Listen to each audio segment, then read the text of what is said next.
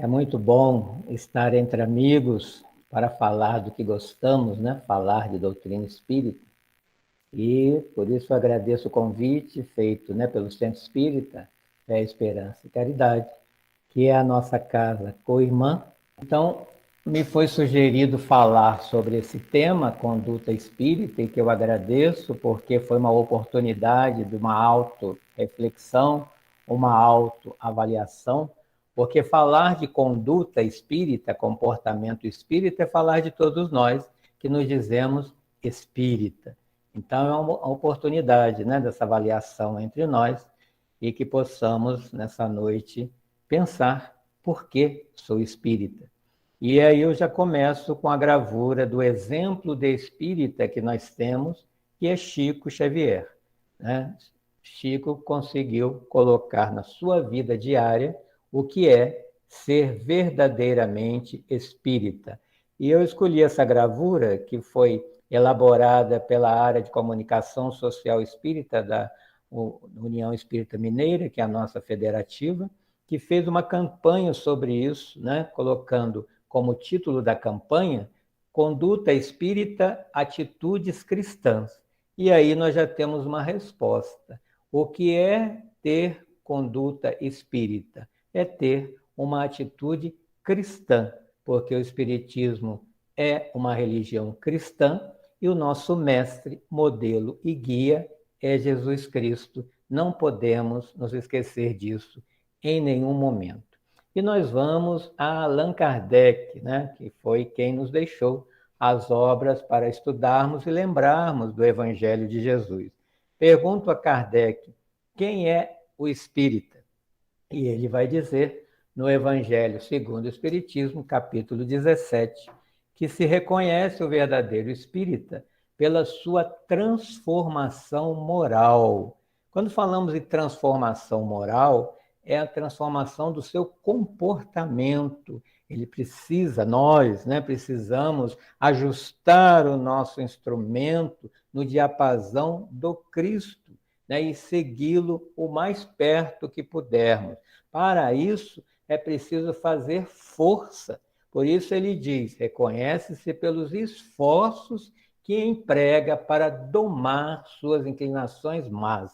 Então, veja, o espírita não é perfeito, não é santo, mas está em campanha. Devemos sempre estar em campanha, nos esforçando para sermos melhores a cada dia. Então, nós que já estamos, como lembrou tia Toninha, há tanto tempo no Espiritismo, há tantos anos caminhando juntos, já percebemos essa melhora em nós? Eu sou melhor hoje do que quando eu não era espírita, há um tempo atrás, quando ainda não tinha adentrado ao espiritismo. E é interessante ele citar essa palavra, usar essa palavra, domar. Não é? Porque como é que se doma um cavalo bravo? Né? É com força, no cabresto, né? Às vezes com espora, para ele ficar obediente, né, ao cavaleiro. Então, nós precisamos domar com força essas inclinações más que trouxemos de outras eras, de outras existências, com força. Na hora que o egoísmo quiser sair, a gente puxa ele de volta, a vaidade pula na frente, puxa ela de volta. E tudo que a gente sabe que não deve sair de nós, está ali no cabresto como sujeitos da nossa vida. E Kardec continua dizendo sobre o Espiritismo, que sempre é bom lembrar, que não é uma moral nova, não é, né, nada diferente do que o Cristo tenha falado. Né? Então, o que ele diz aqui é uma prática, né, da moral do Cristo. Então, todos os dias, por isso o espírita também precisa conhecer os evangelhos sinóticos, né?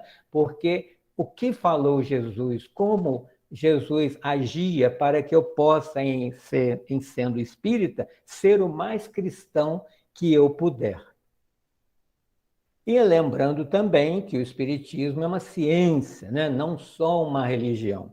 E a parte científica que nós observamos num centro espírita, que é onde existe o nosso laboratório, é a parte mediúnica, né? Quando um grupo se reúne mediunicamente, aqueles, né, que têm uma sensibilidade de fazer uma comunicação com os espíritos, ali acontecem fenômenos que devem ser observados não como uma curiosidade, como uma atração, como no início, ou como, infelizmente, algumas pessoas ainda fazem, mas olhando além, né, como diz aqui, tem que perceber o seu aspecto essencial, porque observar, acompanhar, né, assistir um fenômeno mediúnico, qualquer um pode fazer, né? Agora, fazer como Kardec. Kardec é o grande pesquisador espírita que nos deixou todas as suas teses, né, dentro do que ele pesquisou, né, com dados, né, reais,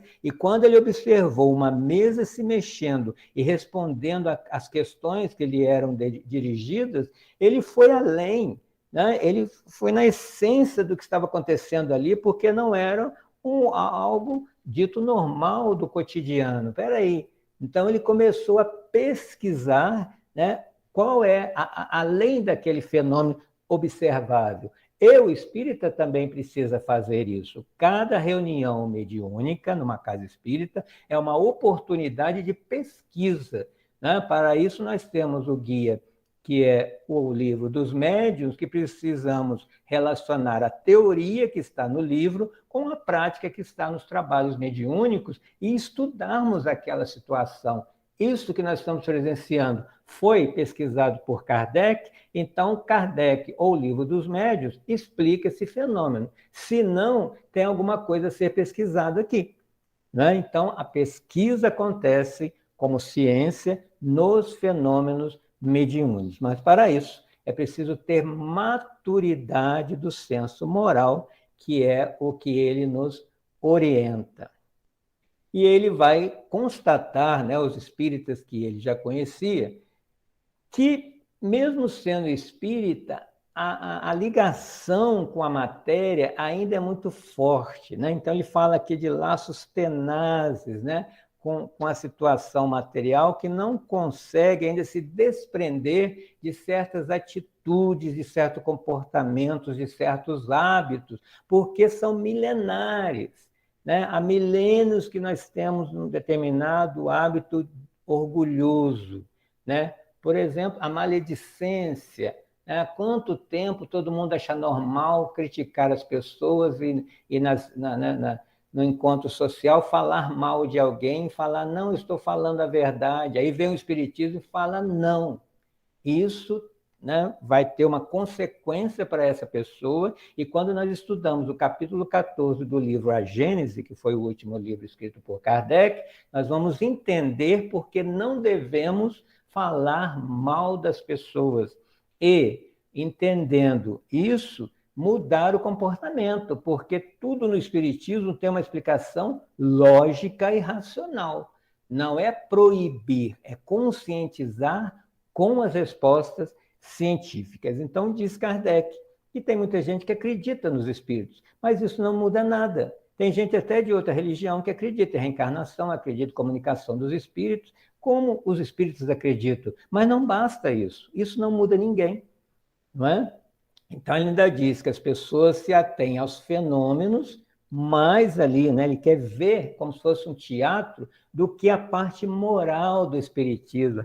Essa é a parte mais importante. Não, então, Kardec vai chamar esses espíritas de espíritas imperfeitos e que não conseguem avançar, eles ficam no meio do caminho, né? Eles não percebem que o espiritismo veio para nos apresentar o porquê de precisarmos mudar, né? Porque às vezes a gente se questiona assim, por que eu tenho que ser bom, né? Nesse mundo onde tem tanta gente fazendo coisa errada? O Espiritismo vai explicar esse porquê, né? Então precisamos estudar e nos convencer que é assim, fundamentados, respaldados pelos livros que nos deixou Kardec.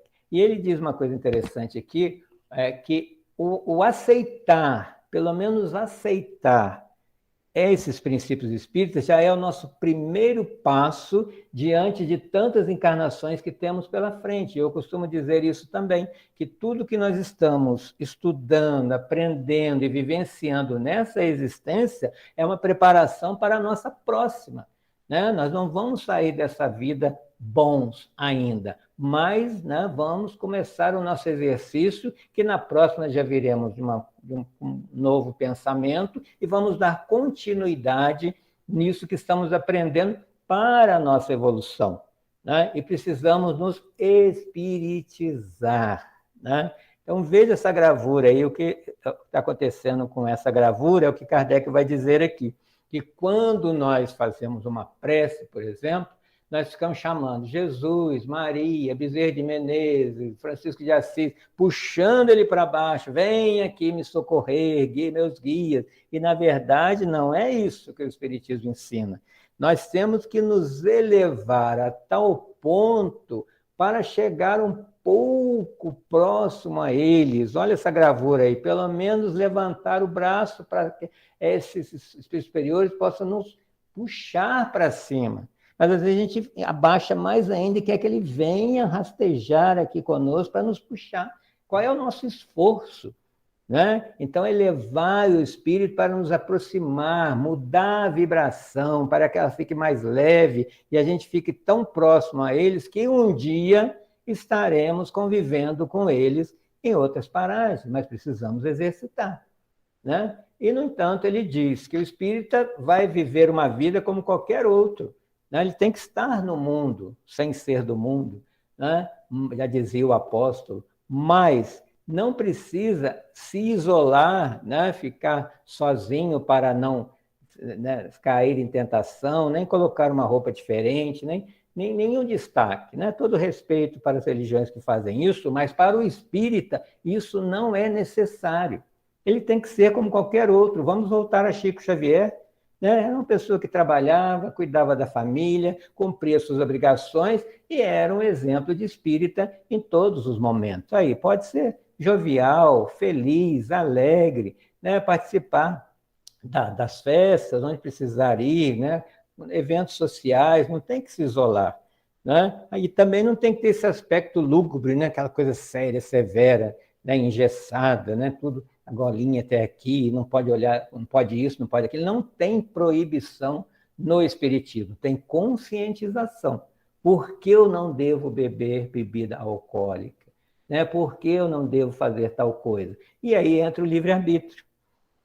Né? Então, ainda outra coisa que ele sugere, que o espírita faz, né? E é preciso fazer mesmo, tudo que formos fazer, iniciar com uma prece, né? Como fizemos agora há pouco, para que estejamos sempre bem acompanhados, para que aquilo, né, aconteça da melhor forma possível. E ao terminar a obra, uma outra prece agradecendo. Vai sair em viagem? Uma prece antes, chegou no local, outra prece de agradecimento e ainda pedindo por todos os motoristas da estrada. E quer ser perfeito? O segredo está aqui. Caridade em todos os instantes, com todas as pessoas. Então a gente vê, queria ser como Bezerra, o espírita começa a ler os livros, o espírita quer ser André Luiz, quer ser Emmanuel, quer ser Bezerra de Menezes, quer ser Ivônia Pereira, né? E ali eles mostram como é que eu vou ser um Chico Xavier, fazendo a caridade, o tempo todo. Né? Isso é ser espírito superior, é aquele que serve o tempo inteiro. Também não deixar de cuidar do corpo, precisamos cuidar do espírito, sim, mas quem carrega, qual é o instrumento do espírito para que ele cresça? Por que nós encarnamos num corpo de carne? Para experienciar as coisas da matéria. A sensação está na matéria, o sentimento está no espírito. Então, vamos nos relacionar com as pessoas, vamos nos alimentar, vamos cuidar da saúde. Agora, não vamos castigar o corpo com a autoflagelação, se chicotando, aquela coisa que o corpo é que me faz pecar. Isso não existe no Espiritismo. Vamos conservar o corpo para manter a nossa saúde e ficarmos aqui na matéria o maior tempo possível. Porque quanto mais eu ficar encarnado, mais coisas eu vou aprender nessa escola da vida chamada planeta Terra, e foi para isso que eu vim, para aprender tudo e o tempo todo. Se eu tenho 90 anos, eu quero ficar mais 10 anos, que nesses 10 anos eu vou aprender coisas. Olha nós aqui aprendendo que toda essa tecnologia, né, que alguns anos atrás não existia, se nós tivéssemos desencarnado, não conheceríamos, né, o que estamos conhecendo hoje e tantas coisas que estão vindo aí. Né? Então, não é castigando o corpo, né? Não é subindo uma escadaria de joelhos, né? A gente respeita quem faz isso, talvez precise para a sua fé, mas o espírita não. Para o espírita, aqui, ó, quem está falando isso não sou eu, é um espírito protetor que está no Evangelho segundo o Espiritismo, que deu o nome de George. A perfeição está na reforma do espírito que é eterno. É esse que a gente tem que subjugar, né? Submeter, humilhar, mortificar o orgulho, a vaidade, o egoísmo, que nos fazem sofrer. Nós só sofremos na vida por causa desses 3 dragões que nós alimentamos: orgulho, vaidade e egoísmo. Matando os 3, a gente vira santo. E nós temos, né, André Luiz, numa psicografia, né, de Valdo Vieira, né, no início da década de 1960, um livro com esse nome, Conduta Espírita, que deve ser o nosso livro de cabeceira, de onde eu tirei, né, algumas passagens para a nossa autorreflexão.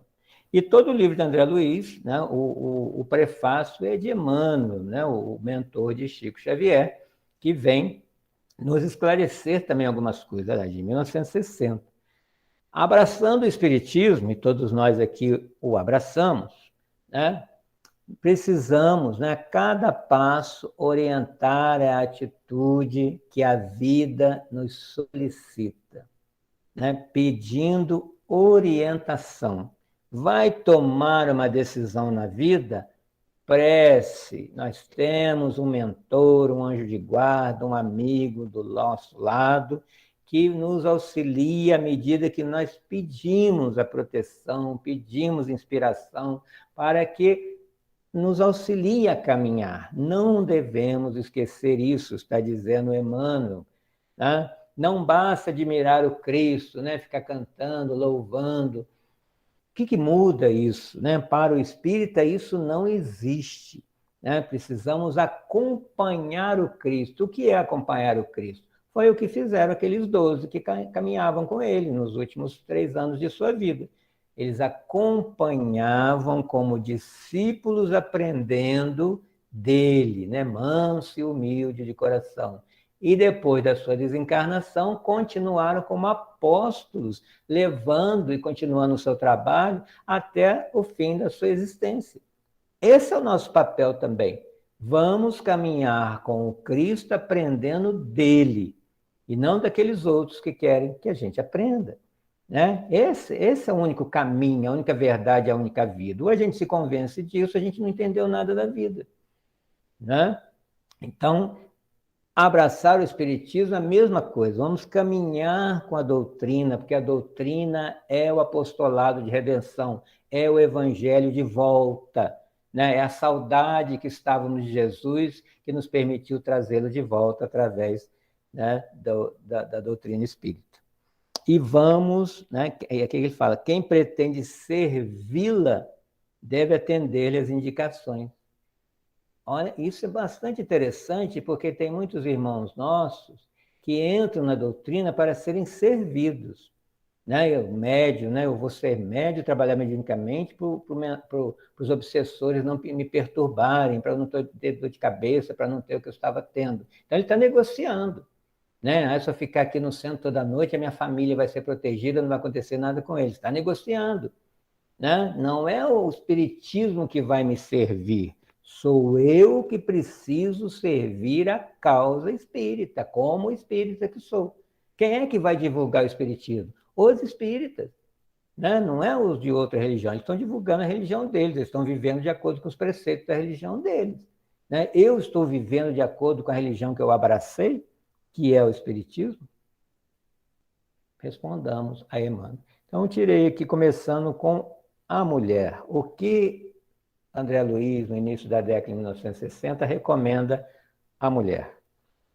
Compenetrar-se do apostolado de guardiã do Instituto da Família e da sua elevada tarefa na condução das almas trazidas ao renascimento físico. Então, querendo ou não, quem mantém a psicosfera da casa com a sua sensibilidade, né, com o seu sentimento, né, que consegue irradiar, é a mulher numa casa. E quem é responsável por aqueles espíritos que são trazidos à reencarnação é a mulher, né? Tanto é que, se todas as mulheres fizerem greve e não quiserem mais ter filho, acaba o mundo.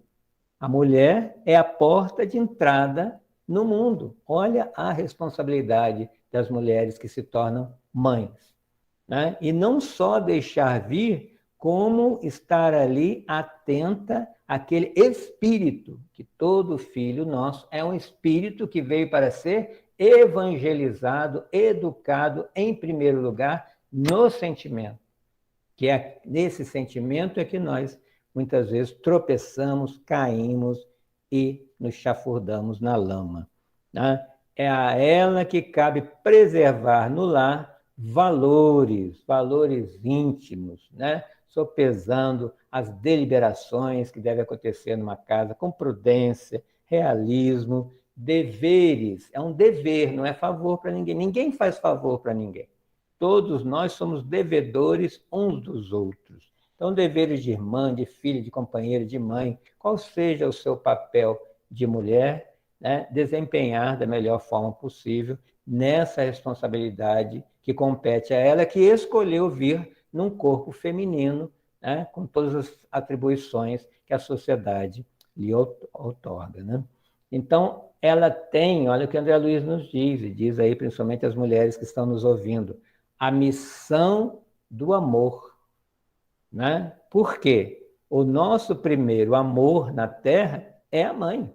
É o nosso primeiro alimento, é o nosso primeiro colo, é o nosso primeiro olhar, né? E ali já tem, né, uma ligação por todo o sempre, né? Todo mundo tem essa ligação com a mãe, né? Esse cordão umbilical fluídico não se rompe jamais, né? E sabemos pela literatura espírita que quando se vai desencarnar, independente da idade, quem nós chamamos e quem vem nos receber, se já tiver desencarnado primeiramente? A mãe.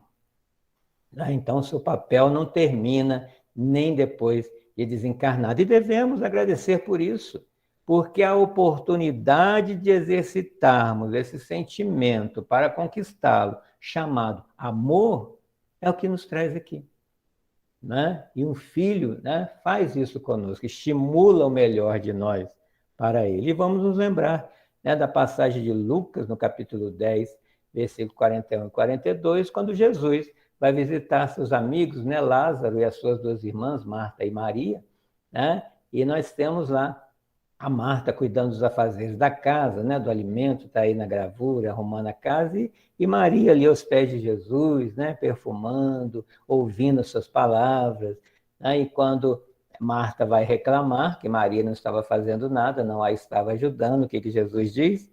Marta, Marta, estás ansiosa e afatigada com muitas coisas, mas uma só é necessária, e Maria escolheu a boa parte, a qual não lhe será tirada. Então, fazemos uma analogia entre cuidar da questão material e cuidar da questão espiritual. Jesus é a questão espiritual aqui retratada nessa passagem. Então, ficamos muitas vezes preocupados com a matéria, né? O que se vai comer, trabalhar para ter dinheiro para comprar isso e aquilo, formar filho. Cadê o espiritual que nós vamos levar para todo sempre? A quem compete isso? Os jovens, precisamos conversar com o jovem, mostrar para ele a sua função, principalmente o jovem espírita, né? Então, esse jovem precisa, segundo André Luiz, ouvir os mais velhos que já foram jovens, passaram pelas mesmas situações, né? Essa semana eu ainda assisti uma palestra de uma psicóloga falando sobre a puberdade, a adolescência e muitas coisas que o jovem enfrenta, né? E que a gente esquece que passou por isso, né? Então foram algumas coisas que ela foi ali pontuando, bastante interessante, e todo jovem passa por isso, né? Tem as angústias, né? Tem os receios, e quem é que vai auxiliá-lo para preveni-lo de tantas coisas que podem ser prevenidas, né? Para ele não sofrer tanto, né? André Luiz vai dizer, em vigilância conservada, desastre certo, né? Auxiliá-lo, lembrar, né, do seu comportamento, né? Tomar cuidado com o mergulho inconsciente nas atividades do caráter festivo. Então, não que ele não vá à festa, sair com os amigos, né, que isso é de todo jovem, mas consciente do que ele vai fazer ali e os seus objetivos, principalmente o jovem espírita, que conhece, né, os postulados do espírito. Então, cuidado com o mergulho inconsciente quando sair de casa, porque a imprudência constrói o desajuste. O desajuste cria o extremismo, e o extremismo gera a perturbação. Né? E André Luiz nos lembra uma coisa muito interessante. O tempo inteiro a gente tem que lembrar que nós somos espíritos. E o nosso processo de aprendizado começa, segundo ele, na concepção. Então, na concepção, os pais já saberem que estão ligados a um espírito que cabe a eles educar. Né? E quando olhar a criança, olhar o espírito que está ali, num corpo infantil, mas que já traz, né, as suas mazelas. O médium, esse trabalhador da casa, tem os seus compromissos e precisa pensar sobre isso. Não achar que ele é um ser especial, né? Com grande responsabilidade, sendo melhor o trabalho dele na casa do que qualquer outro. Segundo André Luiz, precisamos lembrar que ser médium é uma tarefa comum como qualquer outra. Né? Exige responsabilidade, sim, mas não aquele engrandecimento que a vaidade, né, está ali, né, saindo. Aí é a hora de domar. Né? Lembrar que o ceareiro do Cristo, o médium, é um servo. E André Luiz coloca aqui, olha que lindo, servo do amor. Que faz um servo do amor? O tempo inteiro está para o outro, encarnado e desencarnado. Em silêncio, entra lá, faz o trabalho e vai embora. Né? Não precisa ficar falando, eu sou médio, eu estou vendo isso, estou vendo aquilo, sabe? Não precisa. Né? É sutil, discreto, né? Não precisa ficar levantando bandeira, né? Eu sou médio, né? Colocar uma roupa diferente, guru, vira guru. Ah, lá, silenciar qualquer prurido de evidência pessoal. Né? Ah, quem deu aquela mensagem bonita que foi lida lá na frente? Não interessa. Interessa o conteúdo. Né? Ah, foi tal médium, nossa, que espírito, né, iluminado que você recebe. Aí começa a confundir o espírito com o médium. Aí envaidece o médium, coitado. E é difícil a gente resistir a uma vaidade, a uma lisonja, aos aplausos, aos confetes. Cuidado, às vezes a gente está fazendo mal às pessoas achando que está ajudando. Né? Não tirar proveito, né, da produção que obtém. Né? Escrever algumas coisinhas, já quer editar um livro, já quer ganhar dinheiro, já quer ganhar fama. Cuidado, vaidade não. Né? A Kardec mesmo nos diz que a mediunidade é coisa santa e santamente deve ser realizada e praticada. E o santo não recebe dinheiro, não recebe nada. Apenas a oportunidade do trabalho no bem. Né? Então, cuidado, ele já coloca aí, ó, tóxico da lisonja. Né? A gente se vicia com a lisonja. Cuidado com isso, se, né, intoxica e se obsedia. Tá? Como é que está o espírita no lar? Né? Somos espíritas somente numa casa espírita? Começa, né, no templo doméstico, André Luiz está nos lembrando. Né? O exemplo do espírita, principalmente quando a família não é espírita. E geralmente ela fala, nossa, mas você não é espírita e está com esse comportamento? Ajuda, né? Porque aí vai nos cobrar dos nossos princípios. Mas aí é que nós vamos divulgar o espiritismo dentro de casa. Por eu ser espírita, aceitar o espiritismo, né, eu tenho esse comportamento dentro de casa. E a partir desse comportamento, a gente até convence outras pessoas a adentrar o espiritismo também. Né? Eu tenho certeza que eu, se eu não fosse espírita, eu seria muito pior do que já sou. Então, você veja que melhora alguma coisa em nós, né? A gente se policia mais, principalmente quando a gente estuda, quando a gente quer se melhorar, né? E por nós mesmos, não é para mostrar que é melhor do que ninguém, não, porque a gente se sente bem em ser melhor. Então, exemplificar, né? Continuar com essa fé espírita, fazer o que precisa ser feito, né, na hora da refeição, fazer a oração, antes de sair de casa, fazer a oração, estar sempre lendo algum livro espírita para a gente poder entendendo, né, uma doutrina que precisa ser sempre estudada, né, é uma educação continuada. Né? Agora, imagine um espírita colérico, violento, olha lá, calar esse impulso que existe em mim de outras existências, mas eu tenho que segurar. Né? E como é que eu seguro isso? Evangelho, né? Ler o Evangelho, estudar o Evangelho, praticar o Evangelho, esforçando. Olha o que o Kardec fala do Espírito, ele se esforça para domar as más paixões, auxiliando, né? Orientando as crianças com os conceitos espíritas, né? Sem fantasia, sem medo, nessa época de pandemia que muitos morreram, falar, né, com a criança sobre o que o Espiritismo fala sobre a morte, tem historietas aí para crianças explicando a morte, né, para não criar fantasias e coisas irreais que lá na frente, né, vai causar problemas. Né? Lembrando que o lar é a escola do espírito. Culto do Evangelho no lar.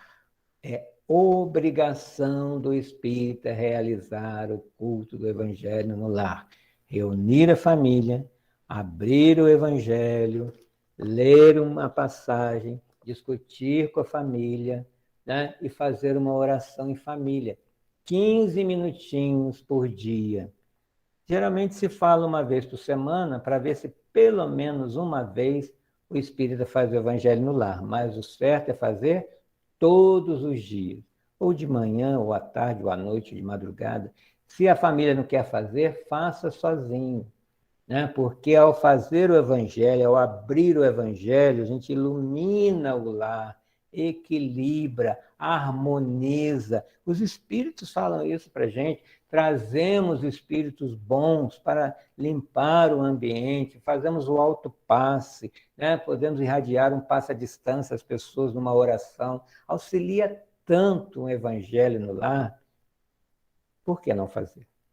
Né? E o Espiritismo explica tudo o que acontece, né? Tem uma literatura farta sobre o Evangelho no lar. Tá?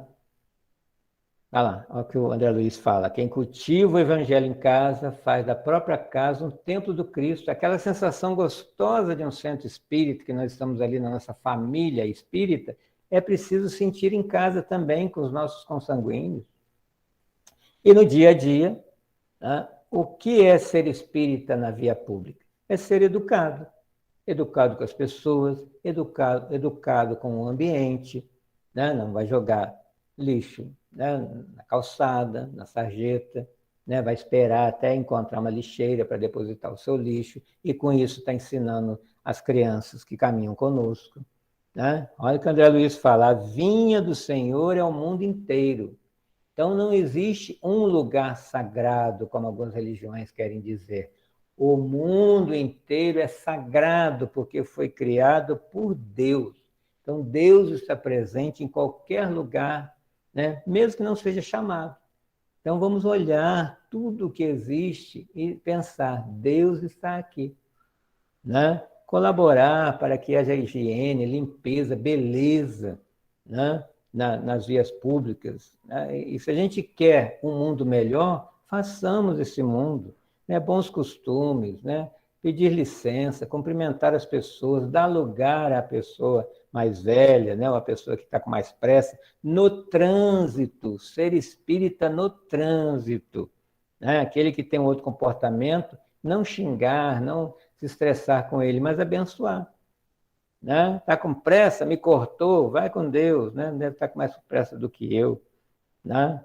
Então, são coisas que a gente vai se esforçando para mudar comportamento. No trabalho, pensar que eu não trabalho para o meu patrão, eu trabalho para Deus.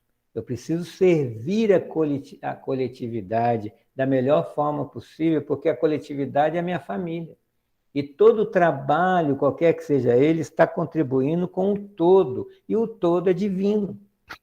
Né? Então, o que eu vou fazer, né? O que eu vou servir, eu estou servindo em nome de Deus para que aquela pessoa que foi servida fique bem, se harmonize, se equilibre, leve esse equilíbrio para sua casa. Qualquer trabalho, faça sorrindo, com uma energia boa, né? Porque isso vai fazer com que, em efeito dominó, aquela pessoa vai passando essa energia para tantas outras e o mundo se equilibra.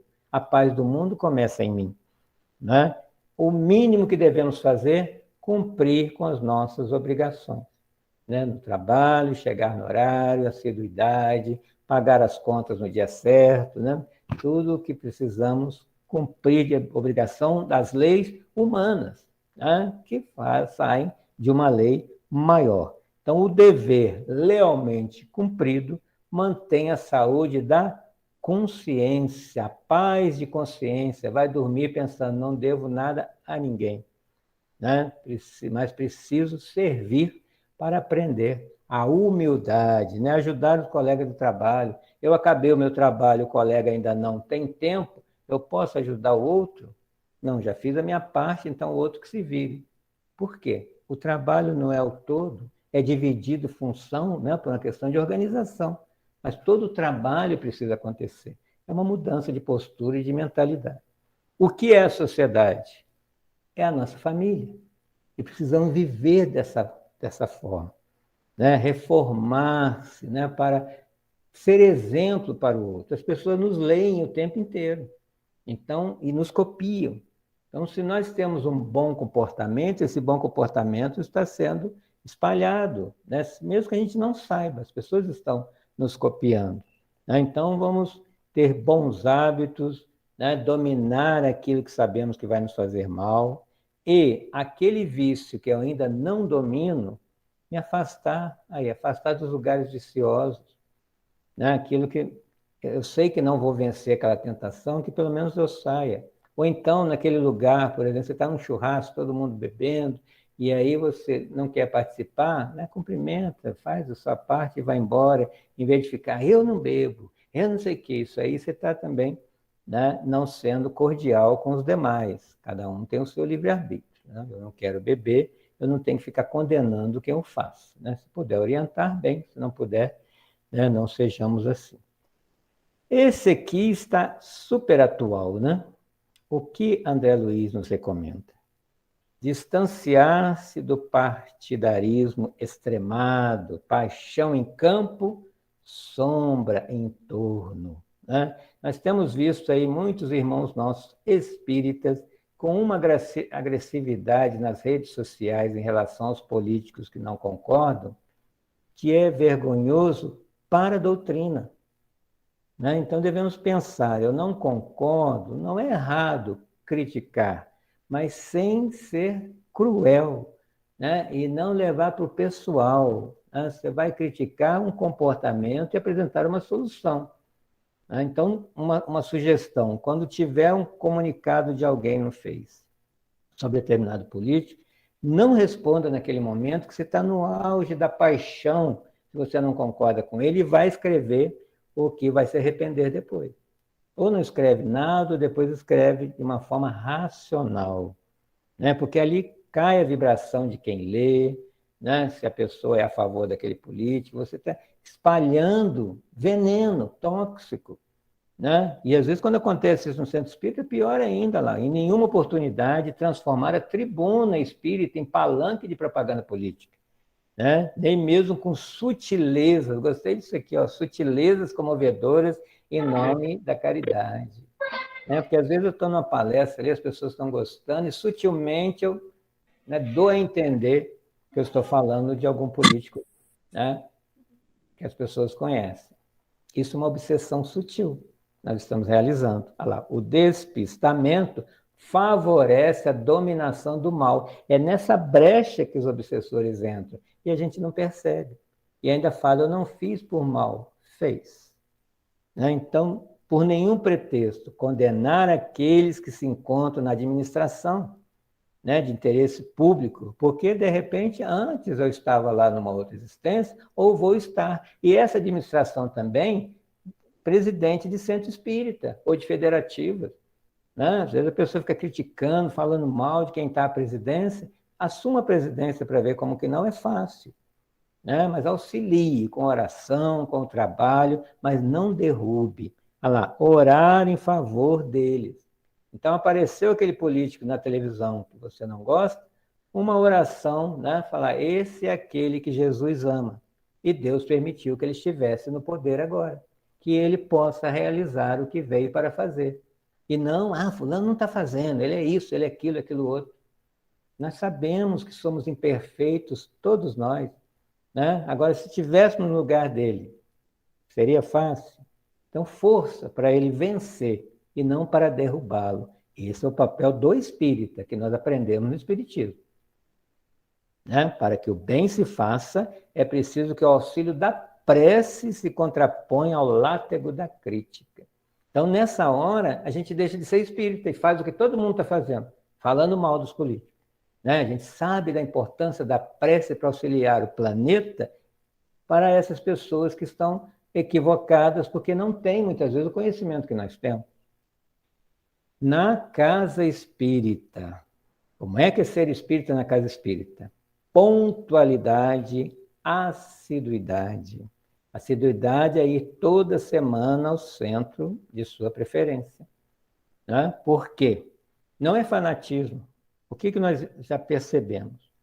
Que quando eu estou num centro espírita, que seja 1 hora de palestra, naquele momento eu estou me alimentando de fluidos bons, pensamentos bons, energia boa. Né? Nem que eu vá uma vez ao centro por semana, aquela 1 hora é o alimento do espírito. Se eu for toda semana eu vou ter 1 hora de bom alimento. Se eu começo a não ir, eu começo a poluir com os pensamentos, né, do dia a dia. Né? Pontualidade do espírita. Se a palestra começa às 8, o espírita deve chegar às 7h30. Se for palestrante, 7 horas, 1 hora antes. Né? Porque chegar em cima da hora causa uma série de transtornos. Né? Às vezes o notebook não funciona, o data show tem problema, então dá tempo de se organizar para começar pontualmente. Agora, se ele chega em cima da hora da palestra, acontece isso, já perde o tempo da palestra. E temos que pensar sempre no outro. Eu não vou ao centro por mim, eu não vou fazer a palestra por mim, mas o que eu posso oferecer para o outro? E com organização. Né? Então, o templo é um local aqui onde as forças superiores se encontram. Então, tem que ir para o centro e falar, olha, eu vou agora encontrar amigos, né, irmãos, né, de ideal, vamos falar de coisas boas, eu vou para o refrigério da alma. Ir contente para um centro espírita, e não como se vai cumprir uma obrigação. Né? Então, dedicar atenção aos doutrinadores, quando alguém estiver fazendo a palestra, silêncio. Né? Às vezes os centros são pequenos, qualquer conversa baixa atrapalha. Né? Às vezes, está se assistindo uma palestra, dá, né, vontade de bocejar, discretamente, não precisa levantar os braços, fazer barulho, porque para quem está fazendo a palestra, dá vontade de ir embora. Nossa, deve estar muito chato essa palestra, o outro está ali bocejando na minha frente. Está tossindo, vai sentar lá atrás, sai, bebe uma água, não fica toda hora tossindo, atrapalhando a palestra. Né? Então, vamos, coisas discretas que auxiliam, simples. Né? Pode ser feito por todo mundo. Não há necessidade de ficar enfeitando paredes, né, com Bezerra de Menezes, Chico Xavier, São Francisco, porque distrai. Né? A pessoa fica ali olhando nas paredes, não presta atenção no palestrante. Tem o livro, né, Nos Domínios da Mediunidade, que quando André Luiz vem trabalhar no centro espírita aqui, ele descreve o centro espírita, o salão. E ele fala paredes lisas, né, pintadinha, limpinha, né, para o foco ser o conteúdo. Né? Na hora de oferecer a tribuna para alguém falar, precisa conhecer quem é o palestrante. Né? Principalmente hoje em dia, né, que as pessoas estão com muitas novidades no movimento espírita. Então, antes, né, se você não conhece a pessoa, vai assistir uma palestra dele. Hoje tem as palestras, né, na internet, para Depois que ele está ali na frente e começa a falar, como é que tira? E às vezes ele fala coisas contrárias ao que a casa está estudando. Isso acontece. Tá? E não ficar pedindo ali dinheiro na hora, né, da palestra, segundo o próprio André Luiz, mas não deixar de pedir, né? Tem uns cartazinhos que podem ser feitos, tem as formas de pedir discretamente, mas não naquele momento que a pessoa vai a primeira vez e ela é atendida e fica satisfeita, ela se sente constrangida a colaborar, mais como se fosse um pagamento. Toma cuidado com isso. E quem for falar, falar com naturalidade, né? Cuidado com as emoções, às vezes a pessoa se exalta, às vezes conta alguma historieta que não combina ali com o momento, com o centro espírita, esquece que está no centro espírita, exagera. O horário, se a palestra termina 9 horas, 9 horas você termina a palestra. Mas às vezes o palestrante fez 50 slides, ele quer passar todos os slides.